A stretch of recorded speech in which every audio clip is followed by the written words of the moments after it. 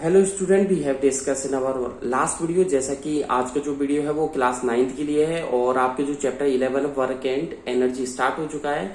और लास्ट के वीडियो में मैंने आपको बताया था जो वर्क होता है किसी ऑब्जेक्ट के ऊपर वो उसकी कंडीशंस है। जैसे W equal to F S cos theta मैं बता चुका था।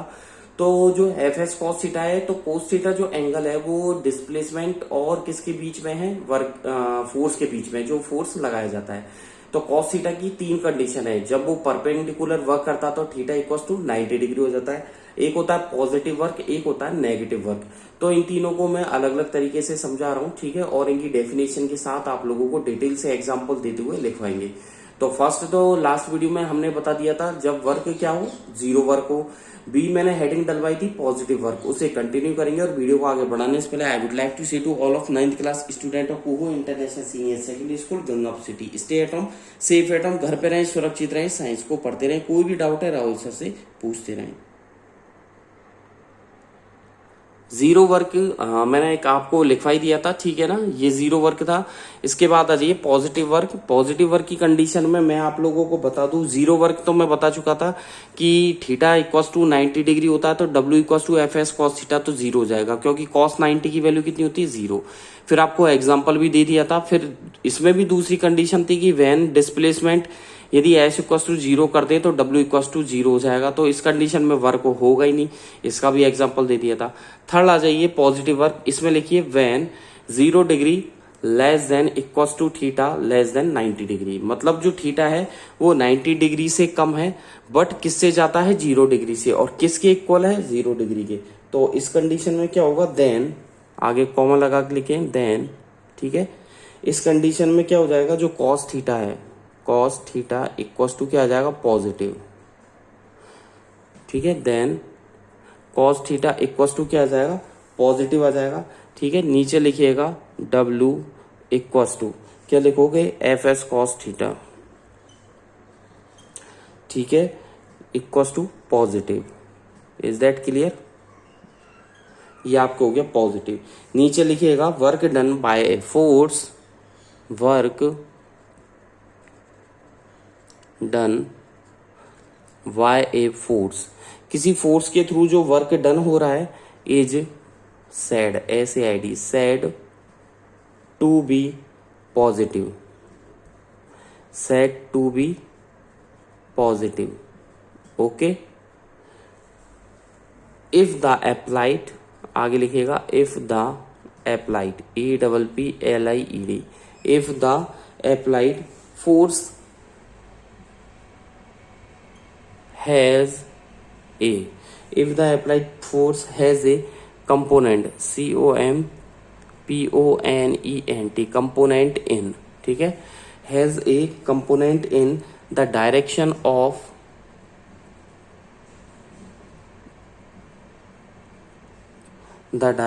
of displacement, okay, full stop। तो क्या लिखा, work done by force is said to be positive if the applied force has a component in the direction of displacement, okay. बिना example के Rahul sir बात नहीं करते हैं, तो इसमें भी एग्जांपल श्योर है कि एग्जांपल देंगे, ठीक है। तो इसमें लिखिएगा जब, जैसे कि एक बैलगाड़ी है, तो घोड़ा गाड़ी या बैलगाड़ी वो क्या करती है, जब अपने पीछे लगी हुई गाड़ी को खींचती है तो उस पर फोर्स लगाती है। अब जब फोर्स लगाएगी तो उससे क्या होगा, फोर्स और डिस्प्लेसमेंट दोनों की डायरेक्शन सेम है, दोनों की सेम होगी तो उस पर वर्क होगा ही होगा। सीधी सी बात है भैया, हम हमारे पीछे कोई गाड़ी बांध ले या कोई सामान, कोई पीटी खींचे अपन, ठीक है, कोई टेबल खींचे, तो हम यदि टेबल की और हमारी डायरेक्शन सेम है तो यानी कि उस पर वर्क हो रहा है, ठीक है। तो इस पे लिखिएगा व्हेन ए हॉर्स कार्ट, क्या लिखा, व्हेन ए हॉर्स, डायरेक्ट लिखिए when a horse pulls, PULLS, pulls a cart, ठीक है। जब कोई घोड़ा गाड़ी को खींचते हैं, the force applied, the force is applied, तो क्या लिखा, when a force pulls a cart the force is applied, full stop. आगे लिखिएगा फोर्स एंड, फुल स्टॉप कर लिखिएगा फोर्स एंड द डिस्प्लेसमेंट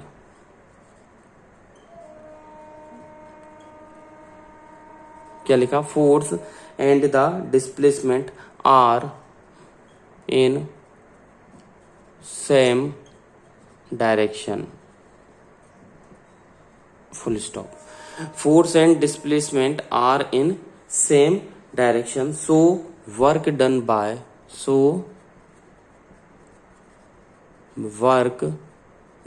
क्या लिखा, so work done by horse, जो हॉर्स के थ्रू जो वर्क हो रहा है एज, वो क्या हो रहा है, पॉजिटिव, फुल स्टॉप। जो हॉर्स के थ्रू जो वर्क हो रहा है वो कैसा हो रहा है, पॉजिटिव हो रहा है। ठीक है, चलें आगे की तरफ। अब आप लोगों को राहुल सर डायग्राम बना करके बता रहे हैं कि किस तरीके से वर्क हो रहा है। ठीक है, तो क्या करना है, एक तो आप बना दीजिए इस तरीके से, ओके, बना दोगे, बहुत अच्छी बात।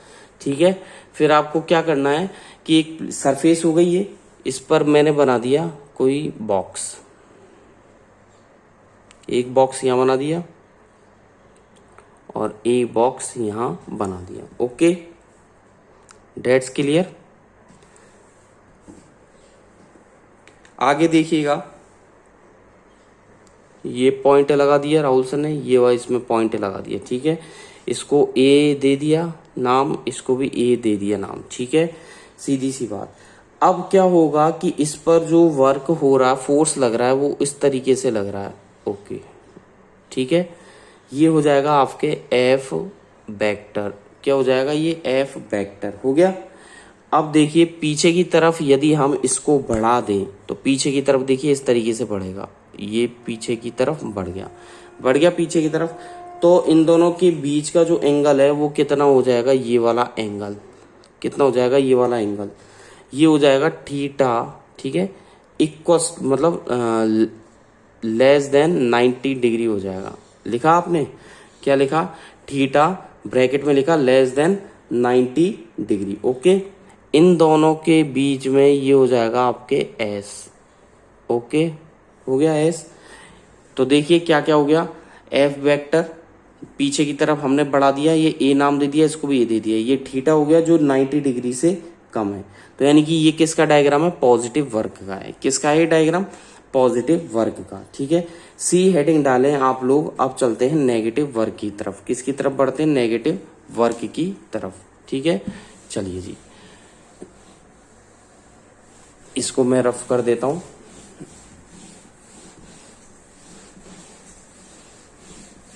हेडिंग डालें सी।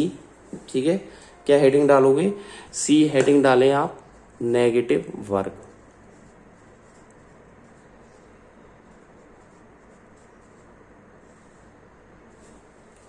क्या हेडिंग डाली, नेगेटिव वर्क। तो देखिए नेगेटिव वर्क के केस में क्या हो जाएगा, व्हेन, क्या हो जाएगा, व्हेन 90 डिग्री, जो 90 डिग्री है वो क्या हो जाएगा, लेस देन थीटा। ठीक है, 90 degree less than theta, less than equal to 180 degree. मतलब जो थीटा लाइज करेगा वो 90 से और 180 के बीच में लाइज करेगा, कि थीटा की वैल्यू 90 डिग्री से तो ज्यादा है, 90 डिग्री से ज्यादा है, बट किससे कम है, 180 डिग्री से कम है, या 180 डिग्री के इक्वल है। ओके, देन आगे लिखिएगा, then cos theta is negative,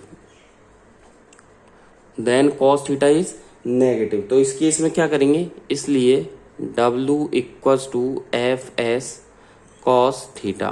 क्या लिखा, W equals to F S cos theta क्या हो जाएगा, इज नेगेटिव। तो क्या लिखा, W equals to F S cos theta is negative. ठीक है, नीचे लिखिएगा work done by a force, arrow लगा करके लिखिएगा, work done by a force. ठीक है, क्या लिखा, work done by a force is said to be negative, is said, ऐसे आईडी, सेड टू बी नेगेटिव। तो क्या लिखा, work done by a force is said to be negative if the applied force, if the applied force, if the applied force, जब जो force applied किया गया है वो क्या है, हैज ए कंपोनेंट, क्या रखता है, एक कंपोनेंट रखता है। ठीक है, तो क्या लिखा, if the applied force has a component, ठीक है, इन द डायरेक्शन अपोजिट, आगे लिखिएगा, in the direction opposite, in the direction opposite, OPPOSITE, क्या लिखा, in the direction opposite to that of displacement, क्या लिखा, to that of displacement, full stop. Okay, यहां तक क्लियर है, टू डेट ऑफ डिस्प्लेसमेंट। चलें आगे की तरफ। अब जब जैसे एग्जाम्पल तो देंगे ही, बिना एग्जाम्पल के राहुल सर बात नहीं करेंगे। ठीक है, कि एक बॉडी है जो कि उठाई जा रही है, when a body is lifted, LIFTED, ठीक है, when a body is lifted, एक बॉडी जो उठाई जा रही है, the work done by the gravitation force, comma लगा के लिखें, the work done by A gravitational force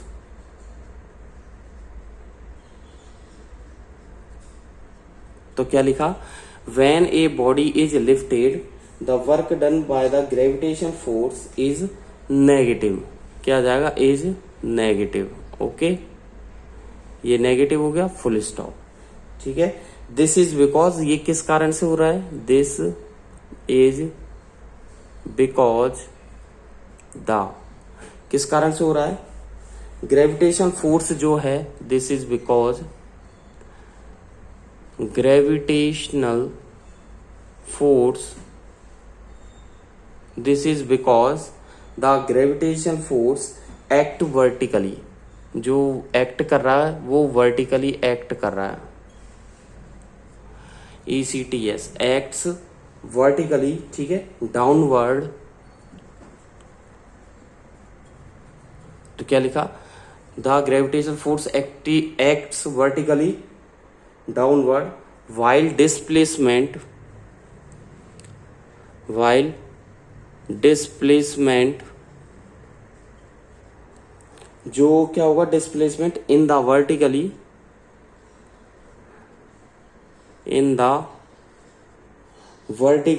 ठीक है, अपवर्ड डायरेक्शन। ओके, क्लियर है, अपवर्ड डायरेक्शन। ठीक है, अब चलते हैं डायग्राम की तरफ। तो आपको डायग्राम बता दूं, एक तो बनाइए आप प्लेन सरफेस,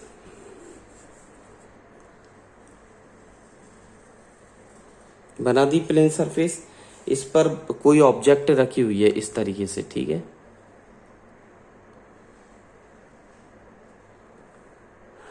तो क्या हो गया, ये हो गया आपके प्लेन सरफेस, इस पर कोई ऑब्जेक्ट रखी हुई है इस तरीके से। ठीक है, रख दी, तो देखिए होगा क्या, यहां पर मैंने कोई पॉइंट लगा दिया इस तरीके से। ठीक है, तो ये हो गया प्लेन सरफेस, इस पर ऑब्जेक्ट रखी हुई है। ठीक है, तो आगे ऊपर की तरफ बढ़ाएं हम, तो देखिए किस तरीके से होगा, अगर ऊपर की तरफ लें तो देखिए ये इस तरीके से चलेगा। ठीक है,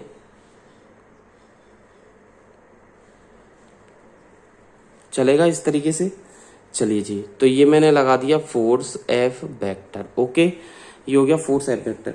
अब इसको पीछे की तरफ हम बढ़ाएं तो ये ऐसे हो जाएगा, ये पीछे की तरफ यदि हम बढ़ाएं, ठीक है, बढ़ा दिया, बीच का जो एंगल है ये वाला, ये जो एंगल है ये वाला, ये कितना हो जाएगा, थीटा। ठीक है, ग्रेटर देन 90 डिग्री। ओके, तो क्या लिखा, F वेक्टर।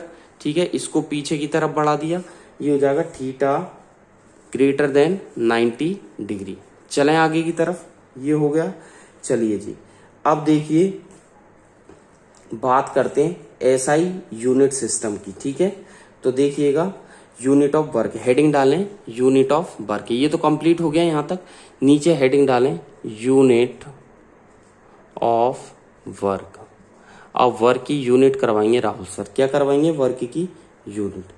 चलें आगे, वर्क की यूनिट के लिए देखिए आप लोग क्या होगा, यूनिट ऑफ वर्क। मैं आपको बता दूं कि अगर SI सिस्टम की बात करें तो इसमें लिखिएगा इन SI सिस्टम, ठीक है।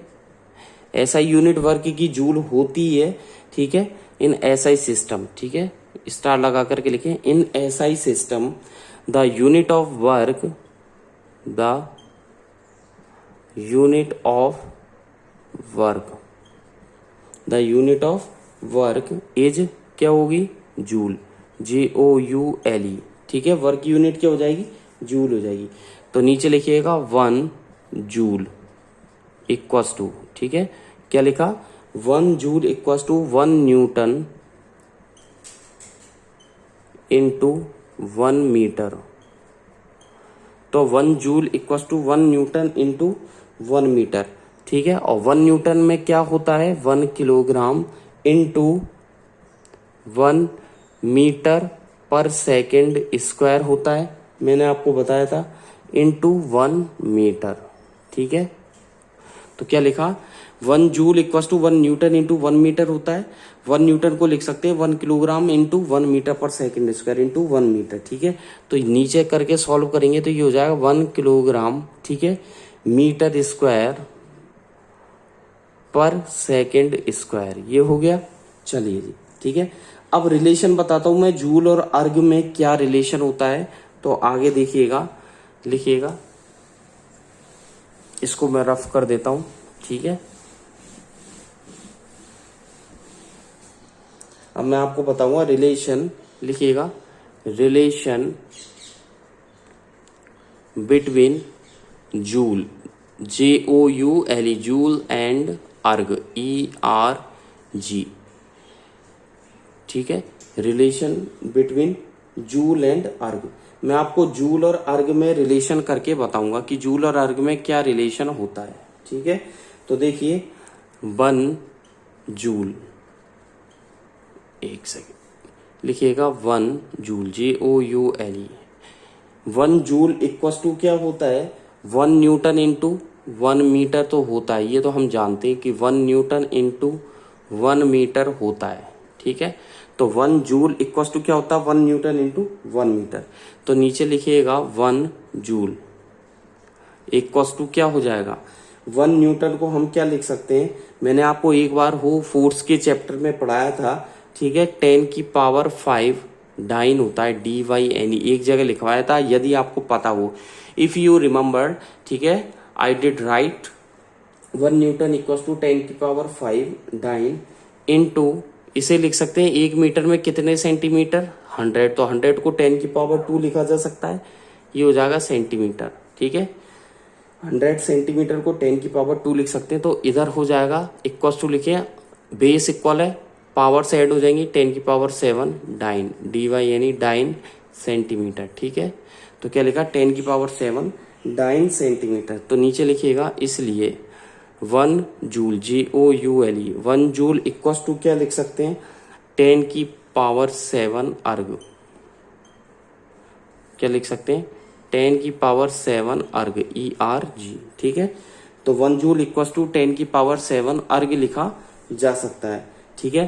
तो इसलिए 1 अर्ग इक्वल टू क्या होता है, 10 की पावर -7 जूल, ठीक है, ध्यान रखना, क्योंकि ये आगे न्यूमेरिकल में काम में आएंगी। तो एक तो इसे कर दीजिए बॉक्स में बंद, ठीक है, 1 जूल इक्वल टू 10 की पावर 7 अर्ग, एक आप इसे कर दीजिए बॉक्स में बंद, ठीक है। तो 1 अर्ग इक्वल टू क्या हो जाएगा, 10 की पावर -7 जूल, ठीक है। दूसरी तरफ बात करें, ठीक है, कि 1 किलोग्राम मीटर, इसका अभी कोई इतना जरूरी नहीं है, आगे लिखिएगा, ठीक है, आगे बता दूं आप लोगों को। नेक्स्ट हेडिंग डालेगा work done against gravity, next heading डालेगा वर्क डन, ठीक है, क्या लिखा, work done against, AGAINST, against gravity, ठीक है, कि वर्क ग्रेविटी के अगेंस्ट किस तरीके से वर्क करता है, ठीक है। Work done against gravity, gravity के अगेंस्ट में किस तरीके से वर्क करता है।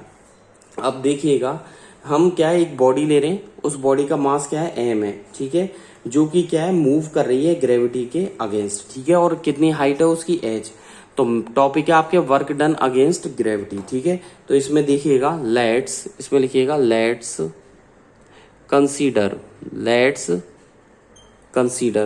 कंसीडर करते हैं ए बॉडी ऑफ मास, लिखिएगा ए बॉडी ऑफ मास, एक बॉडी का मास कितना है m है, ठीक है। A body of mass m which is moving, लिखिएगा which is moving against gravity, जो कि ग्रेविटी के अगेंस्ट क्या कर रही है, मूव कर रही है, ठीक है। तो क्या लिखा, लेट्स कंसीडर ए बॉडी, एक बॉडी है जो जिसका मास m है, वो मूव कर रहा है अगेंस्ट ग्रेविटी, ग्रेविटी के अगेंस्ट में मूव कर रही है। उसकी हाइट कितनी है, 2 हाइट HEIGHT 2 हाइट h, ठीक है। उसकी हाइट है h, ठीक है। इसको भी ब्रैकेट में लिख दो, 2 height h from the ground, GROUND full stop, from the ground. अब इसका मैं डायग्राम बना रहा हूं, ठीक है। कैसे डायग्राम बनेगा, इसका डायग्राम बनेगा कुछ इस तरह, ठीक है। ये हो जाएगा। इसके बाद देखिएगा, ये बीच में लगा दिया पॉइंट, और नीचे जो है वो है mg, क्या लिखा, W, जो वर्क हो रहा है वो नीचे की तरफ हो रहा है, ठीक है। ग्राउंड लेवल जो है वो नीचे की तरफ है, ग्राउंड लेवल में बना रहा हूं, नीचे है ग्राउंड, ठीक है। यहां पर जो है वो है ग्राउंड, मैंने यहां पर लिख दिया ग्राउंड, GROUND, ठीक है। तो नीचे है ग्राउंड, ये जो है वो हो गया ग्राउंड, ठीक है, ओके। नीचे की तरफ हो गया आपके ग्राउंड, ठीक है। ऊपर से कोई ऑब्जेक्ट है वो नीचे की तरफ जा रही है, नीचे राहुल सर ने ग्राउंड लिख दिया, और ये हो जाएगी आपके हाइट, यहां से लेकर के और नीचे तक हो जाएगी हाइट, ओके। ये हो जाएगी आपके हाइट।